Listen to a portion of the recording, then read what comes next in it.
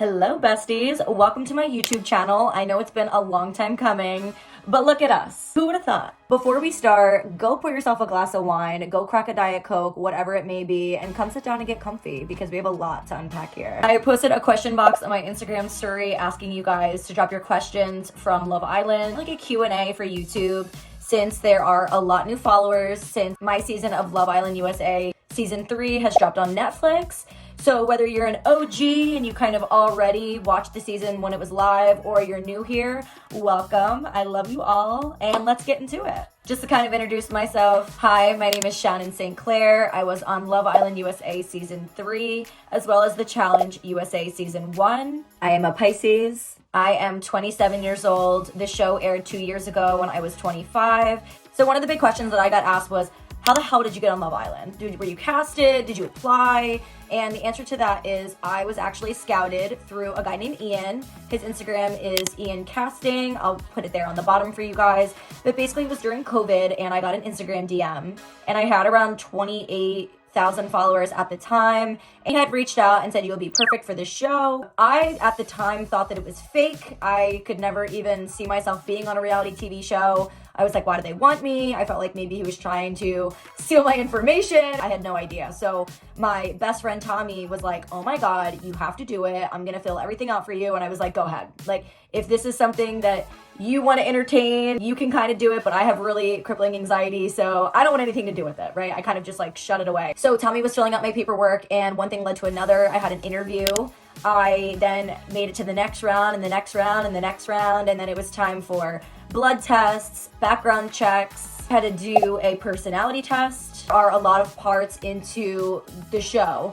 And then I finally got a call and they said, you're going to Hawaii, but you might not be on the show. So I was like, am I still getting paid? You know, like, am I really gonna fly out to Hawaii and not get on the show? I don't know if that's something that I want to do. It was like right before summer. I was like, I could have a hot girl summer down the Jersey Shore. I don't really know if I'm even gonna be getting on the show. So I flew out to Hawaii. I quarantined for almost a month. A lot of questions I got asked for the quarantine period are, do you get to meet the other cast members? No, don't get to meet the other cast members. I had no idea who was there. You do have a chaperone, and it's basically one of the staff that comes and takes you. You get like 60 minutes outside a day. You can pick to go to the gym, or you can pick to go on a walk, or you can pick to just lay out on the grass. So that was kind of like our quarantine period. They did take our phones at one point, and I started literally going crazy. And they brought me like watercolors, a coloring book with colored pencils. So I'm gonna read off some of the questions that you guys have been asking right off of my question box here.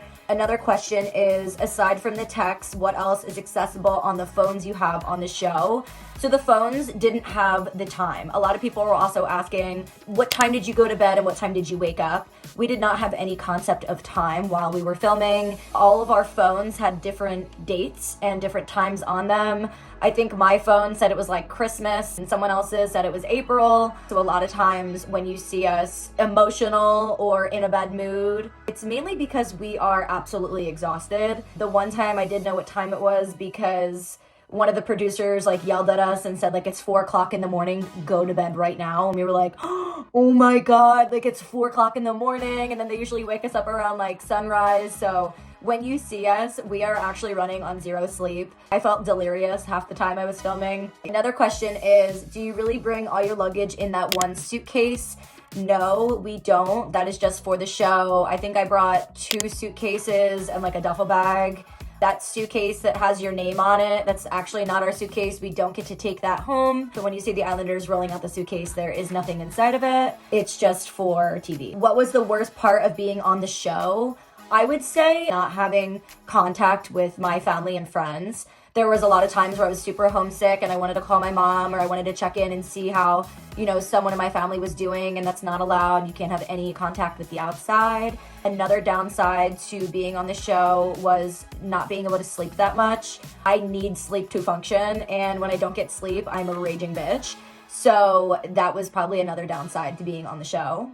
Another question is, do you still talk to anybody from your season? Yes, of course. I'm still friends with most of the OGs. I just feel like that's such a unique experience that you go through together, and that's not something that you ever forget. For me, it was such a once in a lifetime opportunity, and those bonds that I created with the other islanders will always have a place in my heart. So of course, everybody lives in different parts of the country, so it's not like we are hanging out every weekend. People live in New York and Los Angeles and different sides of the United States, so that's probably why you don't see us together as often. Another question is, what was your reaction when you got selected on Love Island? So it's a funny story because I was in quarantine and I think I just started going crazy from like not having my phone, not having any like human contact really for a while, that I finally just told my chaperone, like, listen, I don't think I want to do this anymore. I think that I might want to leave and go home, and I would like to talk to someone.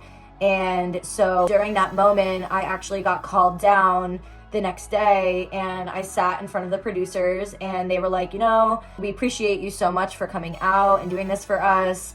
They were making it sound like I wasn't going to be on the show, and then they were like, but you are actually an OG on the show, so you're going to be starting the show with the main cast. And I just couldn't even believe like what I was hearing. Like, I think I blacked out. I actually don't even remember. I just think I was full body like shaking. It was so surreal. It was so crazy because I went from losing my job during COVID to everything being shut down to being flown out to Hawaii and getting paid to be on an amazing reality TV show. Like, I feel like my life changed overnight just from that one phone call, just from that one interview, and everything after that. Like, it was such a surreal moment. I think anxiety kind of set in that moment when they told me that I was going to be main cast and I was actually on the show, because I didn't think I was going to make it.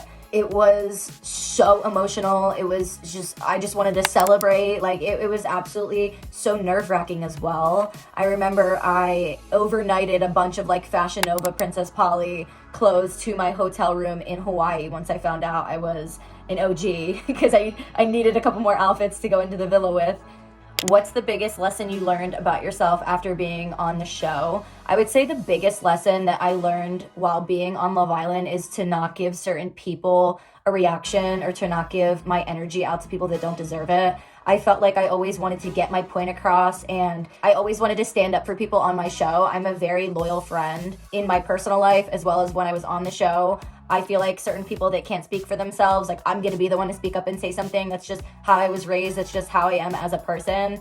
And at the end of the day, if they don't want to hear it, it's none of my business. And I kind of just needed to separate myself from that. I've all had those friends where, their boyfriend is cheating on them and you're like telling them until you're blue in the face, like, what are you doing? Why are you with him? Or like, how do you not see this? And like, it's just, you need to protect your own peace. You can tell them 1,000 times they're going to stay with them. They're going to do what they want to do, and that's their life. And like, if that's the way that they want to do things, then so be it. I just learned to let things go. We have a ton of other questions. We have a lot more that we have to unpack together, but I am going to end part 1 here. Make sure you guys follow me on Instagram. I'm going to put the tag on the screen as well as my TikTok. Make sure you guys subscribe to the channel and stay tuned for part 2. Thanks for hanging out with me. Thanks for sticking around. If you stuck around to the end, you're a real one. And I love you, besties. Thanks for watching.